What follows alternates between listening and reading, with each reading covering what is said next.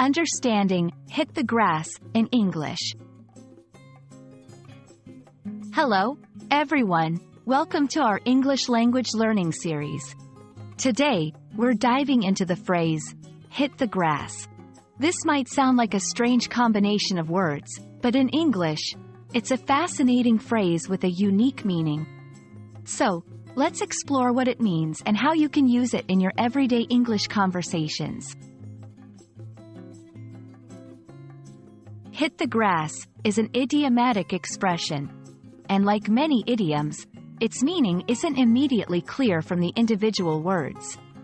To hit something usually means to strike it, but in this context, it's not about physical contact. Grass refers to the green vegetation that covers lawns.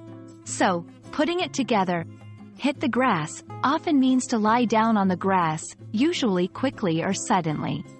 It's commonly used in scenarios where someone might want to lie down on the grass to rest, relax, or hide. To understand better, let's look at some examples. 1. After running for an hour, I just wanted to hit the grass and rest. 2. When we heard the loud noise, we all hit the grass, thinking it was something dangerous. 3. The kids love to hit the grass and look at the clouds during summer days. In each of these sentences, hit the grass is used to describe the action of lying down on the grass for various reasons, for rest, out of fear, or for enjoyment. When learning idiomatic expressions, it's easy to get confused. Here are a couple of common mistakes to avoid. Don't take it literally. Remember, hit the grass isn't about physically hitting grass. Context matters. Use this phrase in casual and informal situations, not in formal or professional settings.